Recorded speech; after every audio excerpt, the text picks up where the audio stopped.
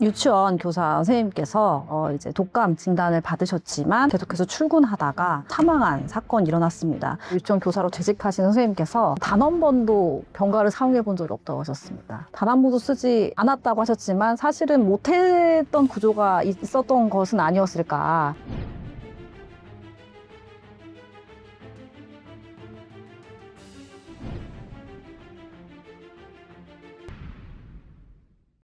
교사가 심하게 아프면 쉴 수 있어야 할 텐데 사립유치원에서는 쉬지 못하는 이유가 뭔가요? 전교조에서 설문조사를 했는데요. 이 사립유치원 교사들에게 독감에 걸렸는데도 출근을 한 적이 있느냐 이렇게 물었을 때 과반수가 훨씬 넘는 73.6%가 그렇다라고 대답을 했습니다. 대체 인력이 부족해서 71%, 또 관리자 눈치 압박이 67.6%, 또 동료에 대한 미안함이 58.5% 순으로 나타났습니다.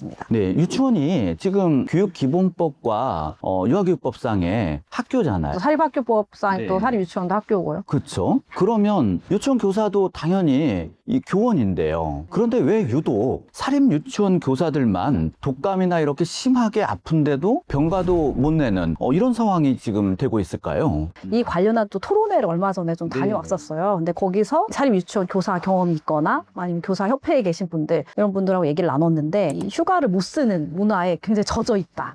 유치원 교사들이 이것을 쓰면 안 되는 줄 알고 쓸 수 없다고 생각하는 어떤 문화가 전반적으로 그러니까 못 쓰게 하는 구조가 있다. 네, 팽배하다고 이제 말씀을 하시더라고요. 대부분의 초등학교의 경우에 여력은 없는 상황인데, 그런데 만약에 어떤 선생님이 병가라든가 특별한 상황이 있어서 자리를 비우게 되면 옆반에 있는 다른 선생님들이 1시간씩 대신 이렇게 들어가기도 하고 이런 식으로 대체를 하는 학교들이 있다고 하더라고요. 유치원은 아예 그렇게 할 수가 없는 거잖아요. 어느 1시간이라도 한 반을 비워두고 온다? 이게 가능하지가 않은 거죠. 아직 우리 아이들이 어린데 사실상 대체해줄 교사가 없다. 참교육을 위한 전국 학부모회 자문위원이신 이제 송대현 선생님께서 이제 토론회에서 사립유치원 교사 근무 실태 및 개선 방안 보고서를 발표하셨는데요. 사립유치원 교사가 휴가를 제대로 사용할 수 없다라고 응답한 비율이 56.5%였고요. 그리고 육아휴직 가능 여부에 대해서도 대부분의 유치원에서 육아휴직을 허용하지 않았다라는 게 88.8%로 압도적으로 높았습니다. 아예 병가라는 것은 없다라고 응답하신 게 또 53.3%로 과반수를 넘었습니다. 이 사립유치원 교사들 중에서 병가가 필요할 때 병가를 쓸 수 있다, 이렇게 생각한다고 응답한 교사가 7.3%. 이거 좀 심각한데요? 굉장히 심각합니다. 그 토론회에서 단 한 번도 쓰지 않았다고 하신 거를 듣고 이것이 정말 진실이구나 다시 한번 좀 깨닫게 되는 것 같습니다.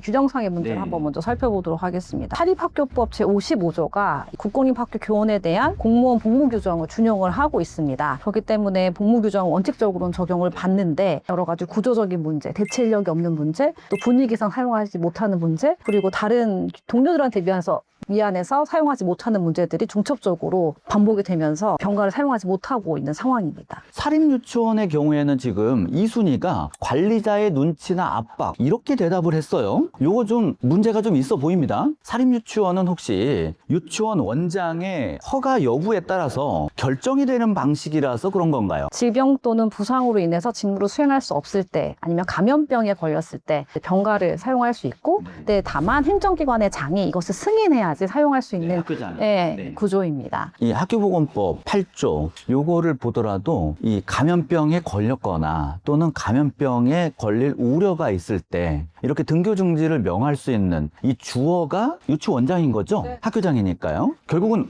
원장님의 판단에서 등교 중지를 할 수가 있는 건데, 이 원장님들도 혹시 이거를 못하게 되는 어떤 사정이 좀 있는 건가요? 어떠한 경우에까지 이것을 중지시킬 수 있는 것인지, 감염병이라고 무조건 중지시켜야 되는 건지, 그런 것들이 좀 분명하지 않으면 유치원 원장 선생님도 이 경우에 중지를 시켜야 되는 건지 좀 어려울 수 있을 것 같다는 생각이 좀 들었습니다. 그리고 아까 말씀드린 대로 대체 인력의 부족 문제도 사실은 등교를 하지 마십시오라고 이렇게 말할 수 있는 그런 구조적인 환경이 사실은 안 되는 것도 문제인 것 같습니다. 원장 선생님의 입장에서 생각을 해보면 그럼 이게 할 수도 있고 안 할 수도 있고 이런 거네?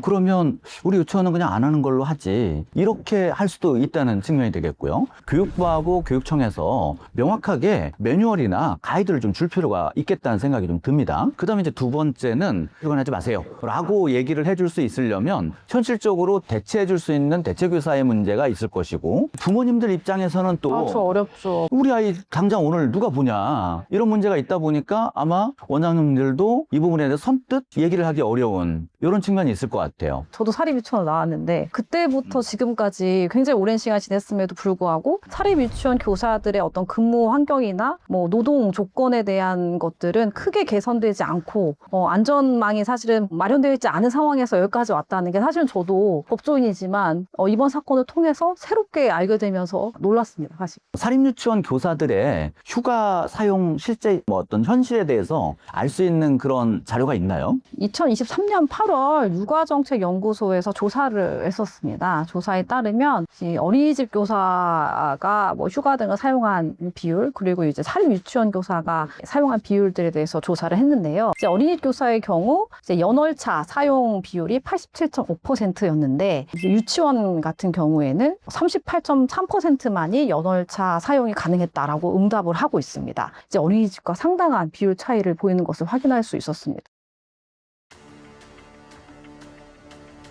실제 유치원 알림이 이 공시자료를 분석한 이제 보도를 살펴보면 4만여 명 가운데 근속 1년 미만이 29%, 그리고 1년 이상 2년 미만이 20%로 나타났습니다. 교사의 절반 정도가 2년을 채 못 버티는 구조가 사립 유치원 이제 근무 이제 구조인 셈인 것이죠. 열악한 구조나 뭐 이런 것들 사용하지 못하게 하는 어떤 분위기, 이런 것들을 원인으로 꼽고 있습니다. 그래서 사실상 1년 단위의 근로개혁으로 운영되고 있다. 유아기 때에는 선생님이 자주 바뀌는 게 안 좋다고 하는 것들도 이미 학계에서 나오고 있는 얘기잖아요. 아이들도 들어오면 한 3년씩 다니는데 이 고용계약을 적어도 한 3년 정도로 이렇게 해줄 수 있는 이런 거는 안 되나요? 그래서 사실은 이게 단기 계약으로 해서 이제 기간제로 이제 임면되는 경우를 사립학교법이 허용하고 있기 때문에 무조건 뭐 1년의 단위의 계약이 뭐 법적 위반이다. 사실 이런 것은 사실은 아니고요. 법 위반은 아니다. 네. 1년으로 계약해도. 네.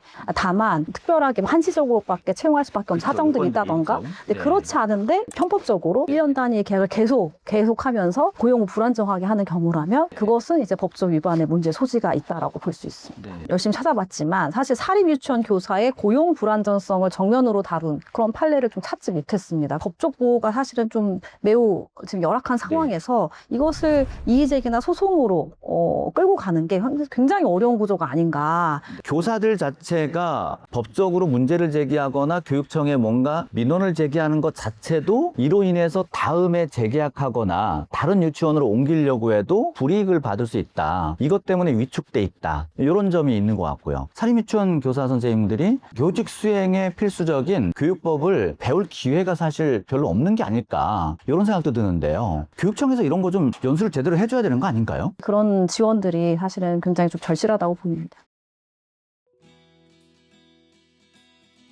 우리 유치원 원장님들께서 꼭 알아두셔야 될 사항이 있습니다. 유치원 교사가 병가 사용 필요성 등을 충분히 설명을 했고, 의사소견이나 이런 것들도 지금은 쉬는 게 본인과 그 다음에 우리 아이들을 위해서도 낫다, 이런 의견들까지 제시했는데 원장이 이를 받아들이지 않고 출근을 요구하거나 교사의 의견을 무시한다면 그러면 법적으로 문제가 될 수 있습니다. 그리고 또 한 가지는 병가를 사용했다는 이유로 원장님들끼리 이것을 공유하거나 계약 연장이나 신규 채용에 이것을 활용하시는 거, 이거 하시면 안 됩니다. 이거 위법한 겁니다. 교육청은 공사립 유치원 교사에게 교직 수행에 필수적인 교육법 연수 시켜주십시오. 그리고 사립유치원 교사의 병가 사용 등 불합리한 복무가 없는지 실태조사를 해야 됩니다. 그리고 원장님들이 병가 신청이나 이런 것들을 안 받아주거나 병가를 아예 안 내는 유치원의 분위기를 만들고 있는지 실태조사를 정확하게 한번 해보시기 바랍니다. 자, 오늘은 사립유치원 교사가 심하게 아픈데도 출근하다가 안타깝게 사망한 사건과 관련해서 병가 등의 사용과 감염병 발생 시의 대응에 대해 살펴봤습니다. 유치원교사는 자신의 권리와 책임의 범위를 명확하게 이해하고 교육부와 교육청은 자신들이 지원하고 해야 될 역할과 책임을 명확히 하고 유치원 원장은 의견을 제시하거나 휴가 등에 대응할 수 있는 수준의 한계를 명확히 하는 시간이었기를 바랍니다. 감사합니다.